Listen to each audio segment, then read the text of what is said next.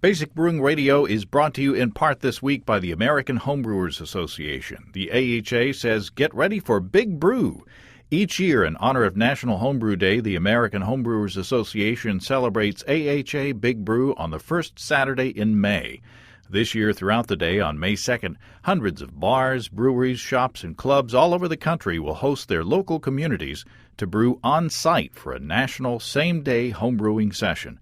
Find a Big Brew event near you. Visit homebrewersassociation.org and click Events to learn more.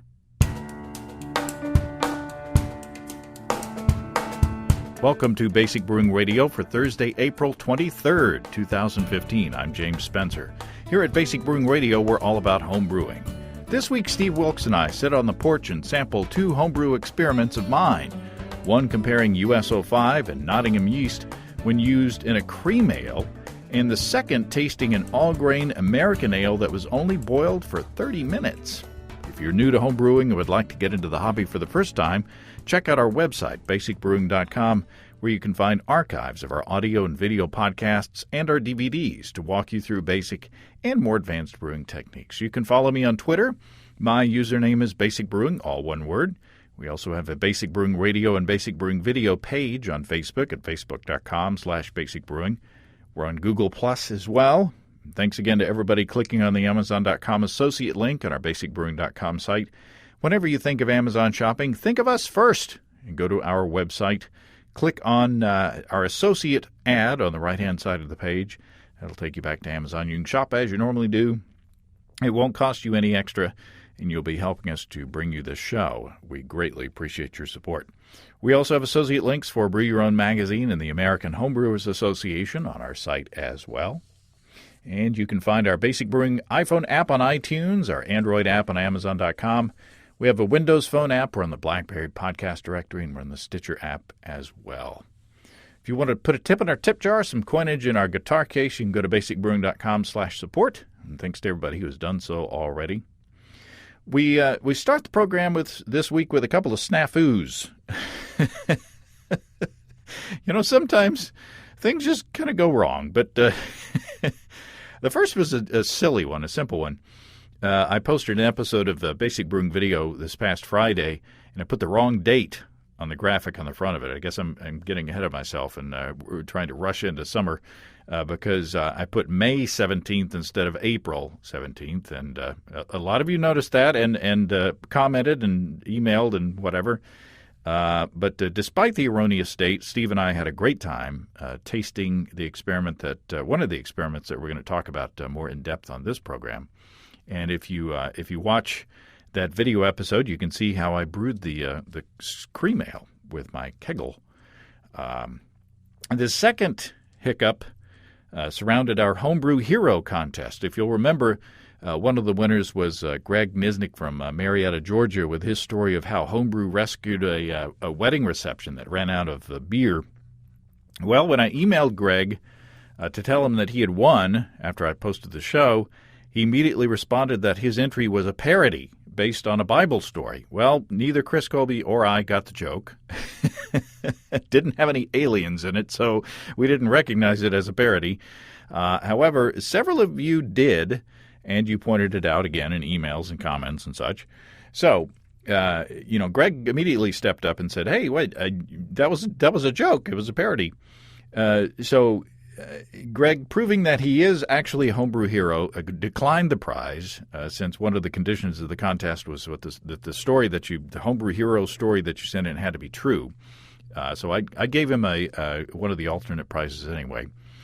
All this to say that it's great news for Tim Wang of San Diego because he went from being runner-up to winner. So Tim will be going to the National Homebrewers Conference for free as a guest of the AHA. So congratulations to Tim, and thanks again to Greg for the parody that flew under the radar. And maybe next time put an alien in there so that Chris and I will recognize it as a joke. From snafus to something that went well. My family and I got in late last night from a very quick trip up to Seattle, And it looks like our son will be attending the University of Washington up there. And it was perfect weather for our trip. Clear skies and cool temperatures, and the clouds only started rolling in while we were about to board our plane to come home. We got a lot done as far as checking out the university. It's a beautiful campus, huge, beautiful campus. Of course, Seattle's awesome. But unfortunately, our checking out the college and running around and finding advisors to talk to and such as that left very little time to take advantage of the local beer scene. So I hope to remedy that next time. We actually have a second sponsor this week, our friends at High Gravity in Tulsa, Desiree and Dave in Tulsa. Later in the show, you'll hear us sample a pale ale that Steve and I brewed with a High Gravity brew-in-a-bag electric system. And it's a system that I now own. And it's based on a 62-quart Bayou Classic kettle, and it has a Blickman boil coil heating element in it. And this particular system is a 240-volt version. But Dave has recently designed a 120-volt, 5-gallon system that will be better if you don't have access to a big plug. It takes up a little less space than the bigger one. We had a lot of fun with Desiree and Dave. Steve and I did while we shot a demo video on how to use that new system. And it's very easy to use, and it's that heating element really heats up the wort and the water very quickly. You can see that video on High Gravity's YouTube channel. That's at youtube.com/highgravitybrew. That's youtube.com/highgravitybrew. Actually, there are two videos on that channel that feature me. One is kind of an unboxing video with the system and how to put it together initially for the first time. In that second video, Steve and I brew that American Pale Ale on the system as well. So I brewed 2 batches on the system so far, and I'm really impressed. So be sure to check that out. Okay, let's go back in time a few days when Steve Wilkes and I were sitting on the porch, kicking back and sampling 2 tasty experiments. Steve Wilkes, we're on a location that we don't use very often out here on the porch. No, and it's lovely out here in mid-April.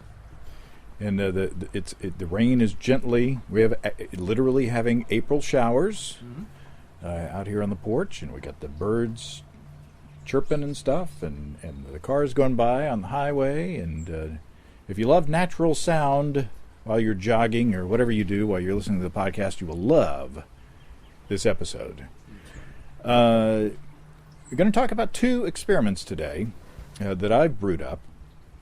First off, we just finished shooting an episode of Basic Brewing Video with the cream ale experiment, where I brewed a 10-gallon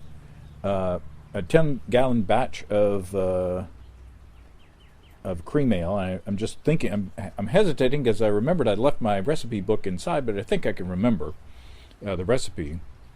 I brewed a 10-gallon batch of cream ale and split it in 2 and fermented half of it with Nottingham dry yeast and the other half with USO5. And then we tasted the results.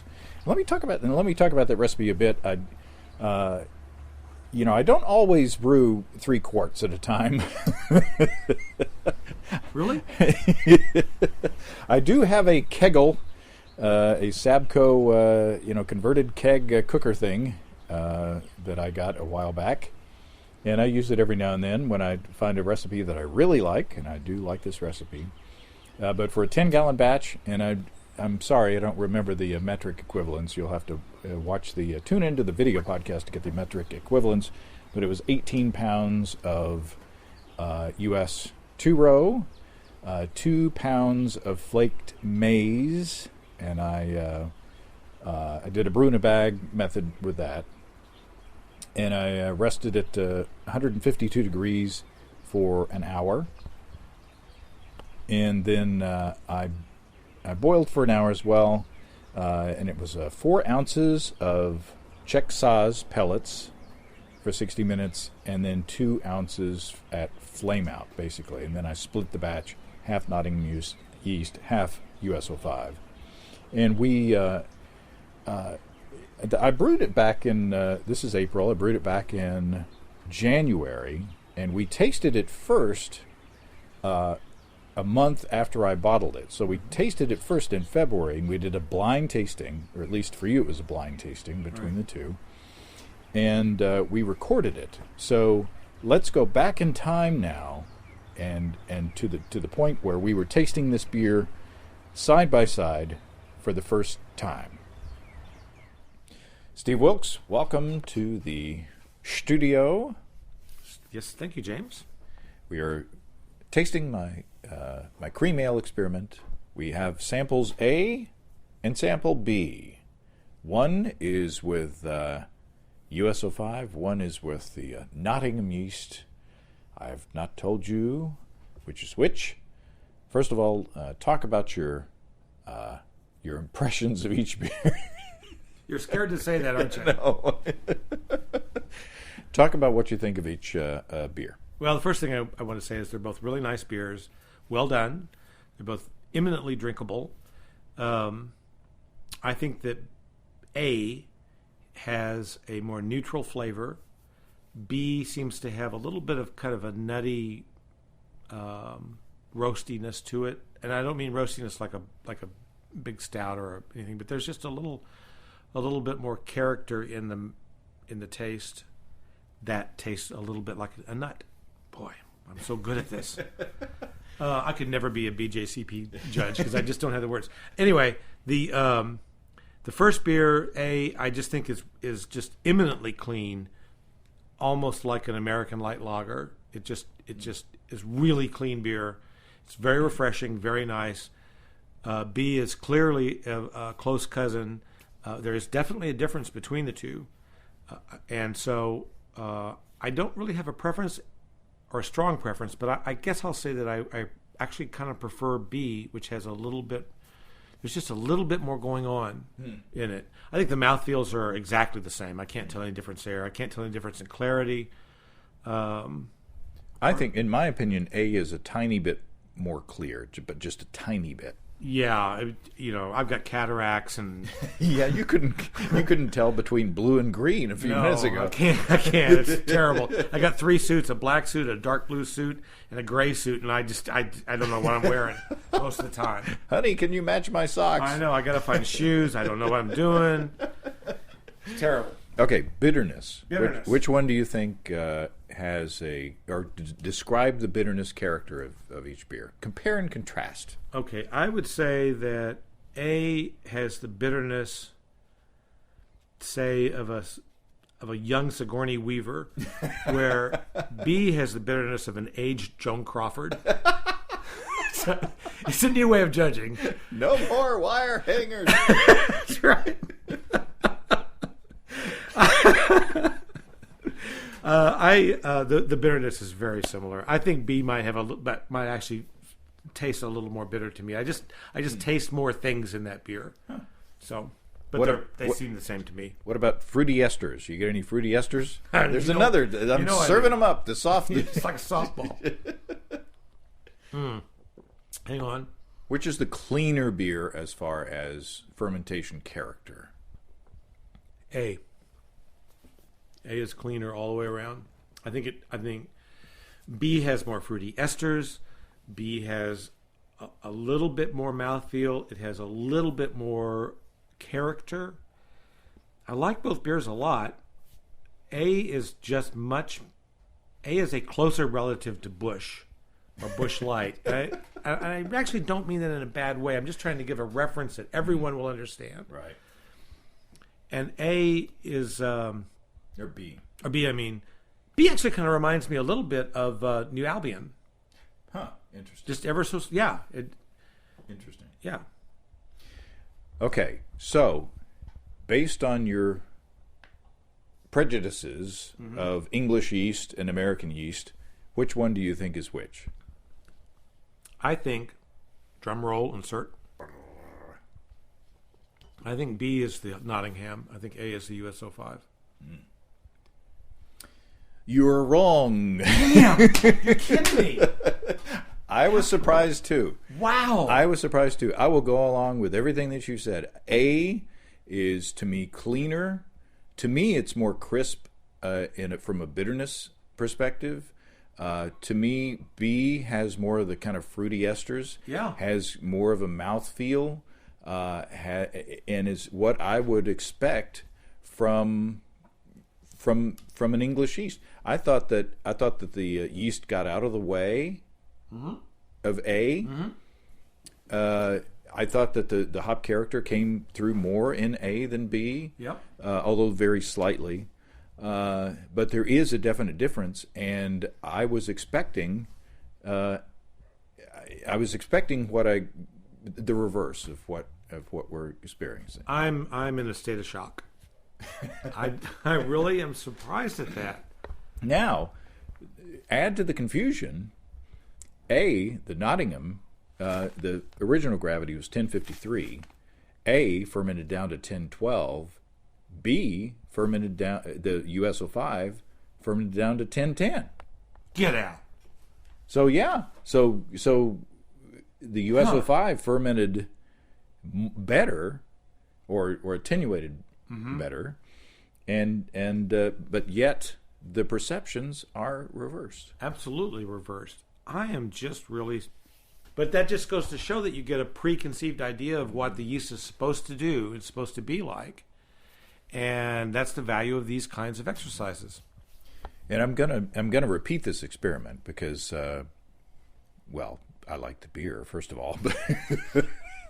I just wanted another excuse to brew 10 gallons of beer. That's right. You're not fooling anybody. And now I have an excuse to run through that beer as quickly as possible.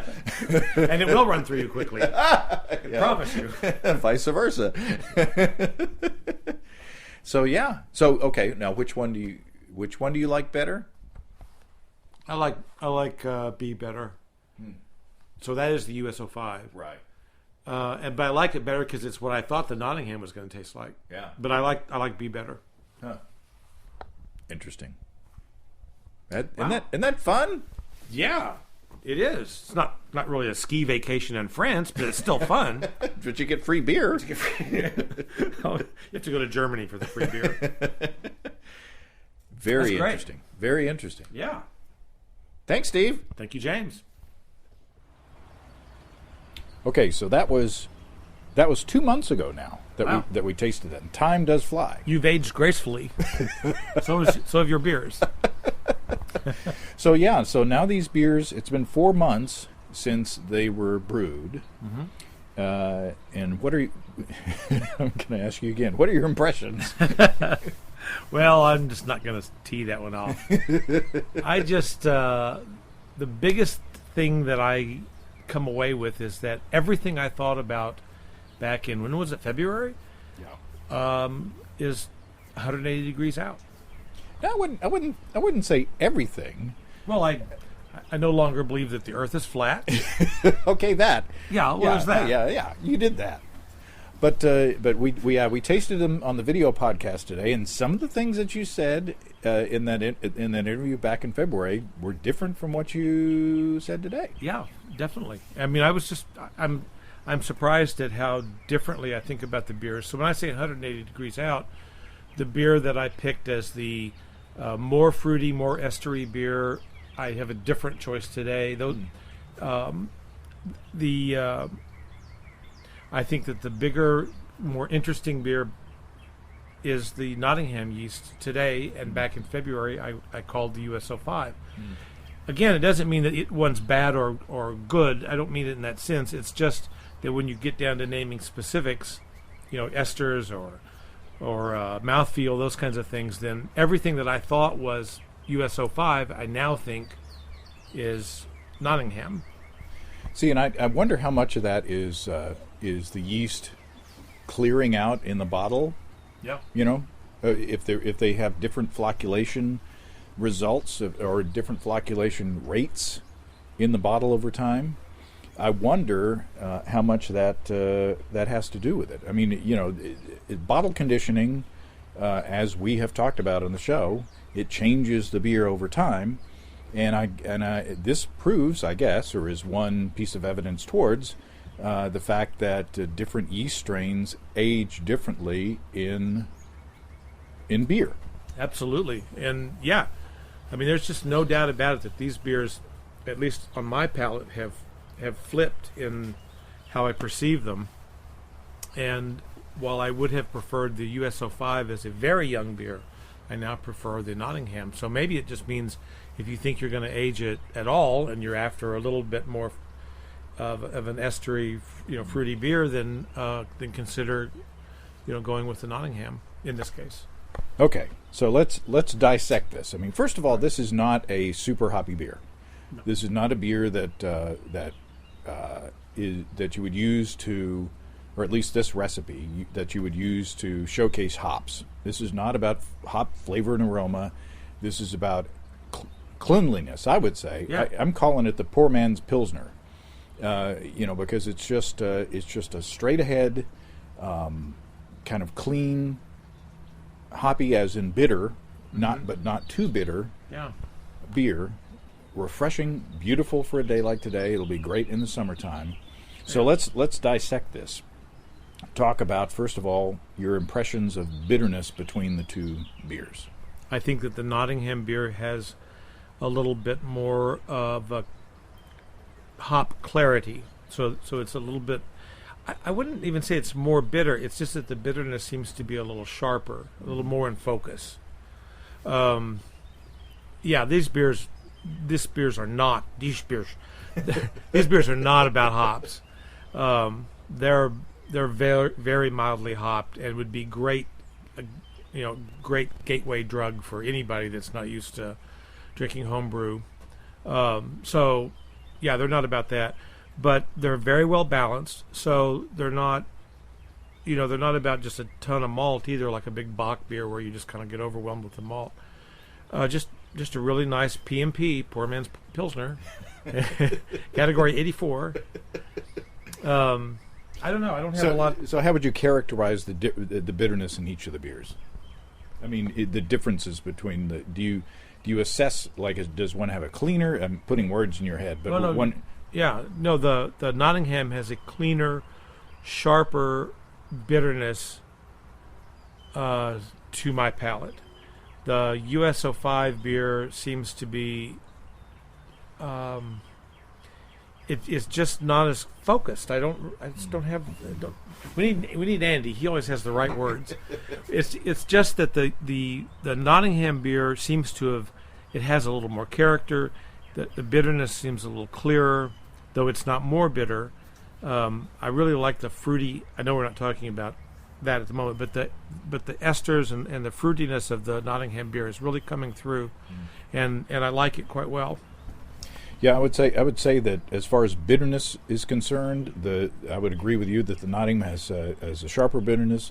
To me, the bitterness on the USO5 side is a little more cloudy. Is that a good adjective? And if so, that it surprises me because you generally use USO5 to brew beers that accentuate the hoppiness, accentuate the bitterness of the beer, and I've used, I guess it's the SO4 is the other. I think it's a London ale yeast that I've used before that really muted the bitterness. Right. And this Nottingham seems to have accentuated the bitterness even more than the USO5. I completely agree with that. So it's just again though, as with many of these experiments, we are really splitting hairs here. This is a. I disagree. I don't know. To me, these are really two different beers. Well, yeah. I mean, I think that, as I said in the video podcast, I think that if you handed me a pint of either one of these beers, I could probably tell just by tasting which one it is. But you probably couldn't tell which yeast it was if you weren't told, based on your preordained prejudicenesses. Well, but now that I know. Well, yeah. So, I don't know. At least in this case, the Nottingham versus the USO5, the Nottingham yeast, which is a dry yeast, accentuates the bitterness, makes it more crisp than the USO5. And you're still tasting. Now talk about the fruity esters. Well, again, The Nottingham beer just seems to have a little more of a fruit character going on. It's just, it's got that kind of sweet, almost a little bit of a bubblegum kind of thing. Again, very slight, very pleasant, not overdone. The USO5 beer it's like kissing your sister. There's just not much going on there. I'm leaving it alone. Trying not to make Arkansas references. Trying.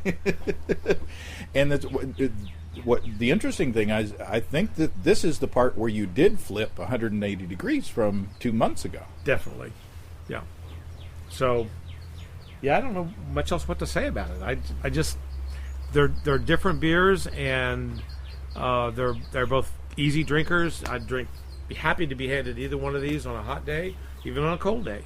And if you put a submarine sandwich with it, that'd be even better. But is that a U-boat sandwich? Is that a U-boat? It's not on my boat. Now, I've asked you here for another experiment as well, and I'm going to combine my A and my B here in one cup. Okay. This is another experiment that I've done. This is the beer that we brewed with Desiree and Dave from High Gravity, and I am going to have to go in and get my brewer's logbook because I do want to talk about this recipe.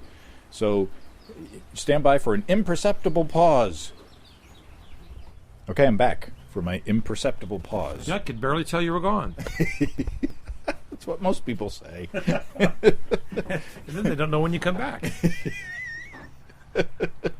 Okay, this is the batch of beer that we brewed on the awesome High Gravity brew in a bag electric brewing system. That if you haven't seen, you should go to their YouTube page, youtube.com/highgravitybrew, and take a look at that. But that was a fun day. That was a great day. We brewed beer with Desiree and Dave, and they're awesome folks. And then we went out and had beer and met up with Andy out at Fossil Cove and had more beer. And I found out that I couldn't do math on my check as I was trying to leave a tip, and it was a fun day. Okay, so this beer is pretty simple, and the thing that's different about it is it's an all-grain beer with only a 30-minute boil time. So we always talk about, and I've preached for years that you've got to boil all-grain beers for 60 minutes in order to coagulate the proteins, not the propane. That's a different. You have to coagulate your propane, and you have you heard my impression of Hank Hill doing his impression of Jerry Seinfeld? No. What's the deal with the charcoal? You open up the bag, a brand new bag, and it's already burned. What's up with that? Okay. All right. So anyway, what was I saying? Okay, so you say you got to boil. So we've always said that you boil for 60 minutes in order to coagulate the proteins. Dang it. And drive off the DMS precursors and sanitize the wort, which you can do in less than an hour. Isomerize the hops, and then sometimes evaporate water. So anyway, there's reasons to boil for a longer period of time. So for years I've been preaching you got to boil for 60 minutes with an all grain beer. Right. And this will be interesting when we get to my ginger beer, Ooh. where I did not boil half the wort. Well, that's another show. I know. I'm just saying. That's a preview for the future. That's a reefer. We call that a reefer. Is that what you call a reefer? You're a jazz musician. Okay, anyway, so one exception has been the sour worting or sour mash Berliner Weiss that I've only boiled for 15 minutes, just to sanitize the wort. So anyway, the experiment with this is, and this comes from the experiment that we did with the Brulosifer, Marshall shot. Yes. Where we did the triangle test, where one of the beers was only boiled for 30 minutes, the other two were 60 minutes, and we had a hard time picking out the different one. Right. Yeah. Very hard to figure out. So here we go. The recipe is 11 pounds or 5 kilograms of American two-row, 1 ounce or 28 grams of Simcoe at 30 minutes, and it's only a 30-minute boil, 1 ounce of Amarillo at 10 minutes, 1 ounce of Cascade at 5 minutes. The original gravity was 1048. The final gravity was 1010. And then we used USO5. So pretty simple recipe. Only boiled it for 30 minutes. We're sipping the beer. What do you think? I think it's a really nice beer, and I have nothing to say about the 30-minute, 60-minute thing, because if you hadn't told me, I would not know. Mm-hmm. So the beer is perfectly, well, it's cloudy, but in a good way. I mean, it's the beer looks nice. It has nice head retention. This beer is definitely about hops. Mm-hmm. There's a really nice hop build in it, and of course those hops all play very well together. Very classic kind of mixture of hops, and just a really nice American pale ale, as far as I'm concerned. Do you detect any corniness or DMS flavors? None, except in my jokes. Corniness is always there. That's a given. That's a given. No, I don't get any DMS on this at all. Now, we have to say that American two-row is kilned a little bit longer than, say, a Pilsner, mm-hmm. a German Pilsner or a Belgian Pilsner. So it would be interesting to compare what would happen if you had the same beer with Pilsner malt instead of two-row. Yeah, it would be. And, well, that's another show. Yeah, and I think I would do that on a small batch. This was a 5-gallon batch. I think that because the risk is higher on that with the Pilsner malt, I think that I would do that on a smaller batch. Yeah, for sure. I wouldn't blow through that much grain without knowing what was going to happen. Now, I have to say that with a 30-minute boil, with a shorter boil,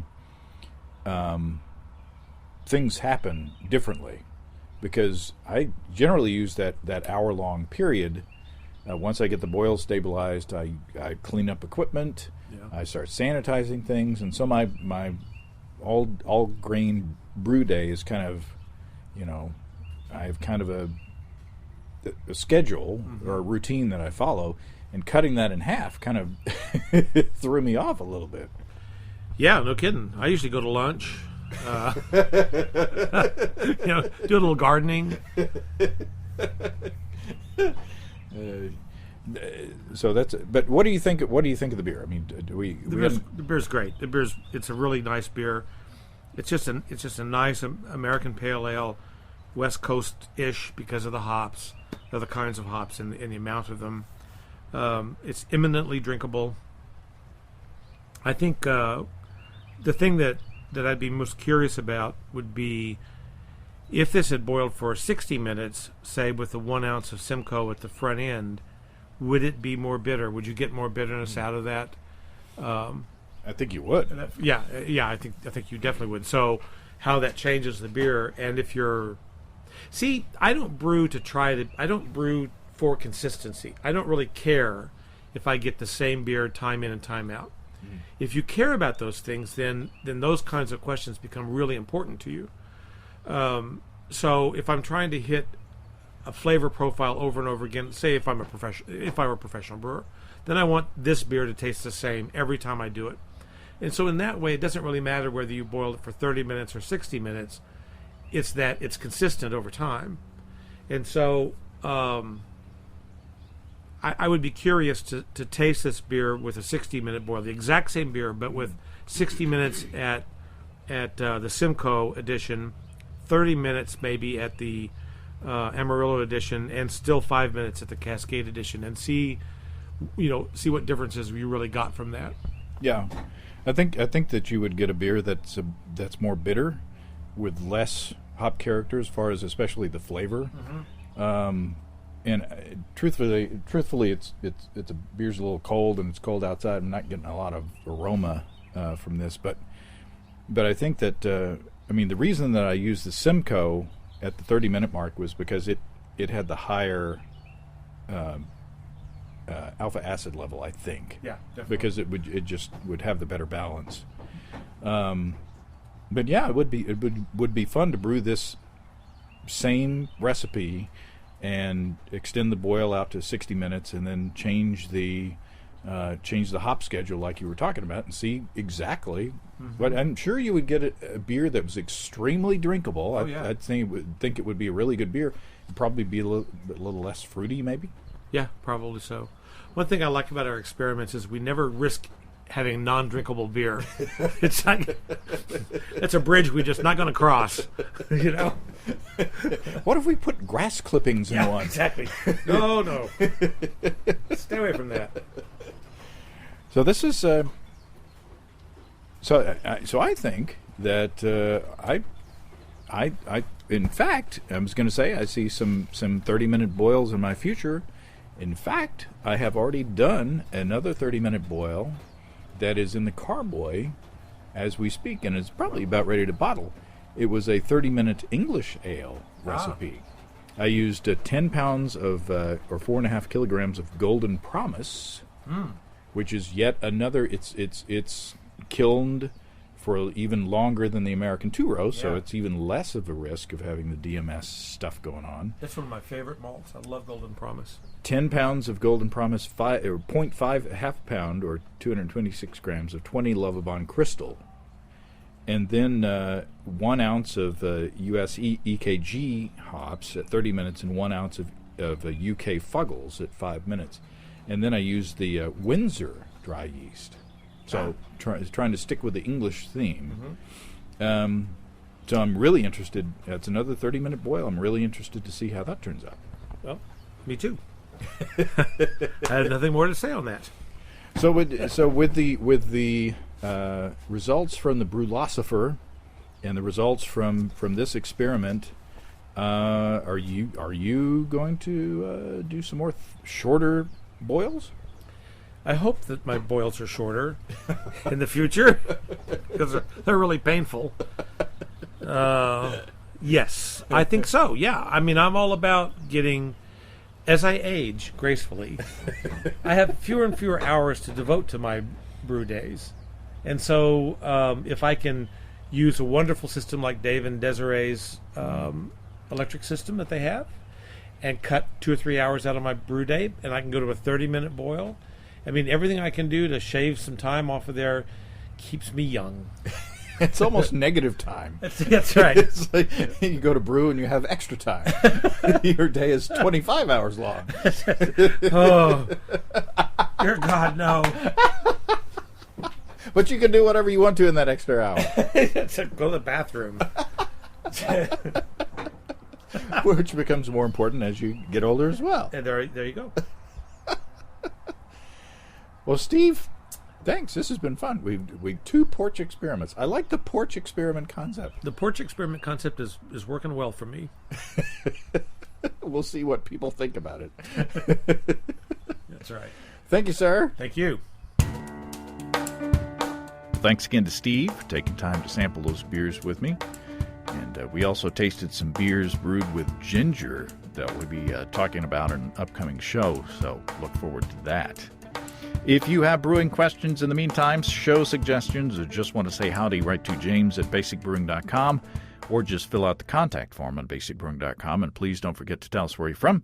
Check out our support link where you can throw a couple of bucks into the tip jar by subscribing financially to our podcasts. Be sure to check out our DVDs, Extract Brewing and Partial Mashing, Stepping into All-Grain, Low-Tech Lagering and Decoction Mashing, and Introduction to Wine Kits. You can find them all on our site. You can check out our Basic Brewing shirts in the store as well. You can see a listing of the fine folks across the country who sell our DVDs on basicbrewing.com. And if there isn't a vendor in your area, you can order them online in our online shop at basicbrewingshop.com. Thanks to everybody who's continued to click on our Amazon.com link. We greatly appreciate the support there. Our featured products this week that were purchased through the link are the Old Fashioned, the story of the world's first classic cocktail with recipes and lore, and Stanley Adventure Camp Cook Set, 24-ounce stainless steel. Thanks again, everybody, and remember, I can't tell who bought what, so no worries there. Just click on the Amazon.com logo on our site the next time you feel like Amazon shopping. We greatly appreciate your support. And don't forget, you can also join the American Homebrewers Association and subscribe to Brew Your Own magazine through the associate links on basicbrewing.com. But that's all until next time. Until then, thanks for listening, everybody. I'm James Spencer. Production help for Basic Brewing Radio and our website is provided by Kelly Dodson. Basic Brewing Radio is a production of Active Voicing. We'll talk to you next time, everybody. So long.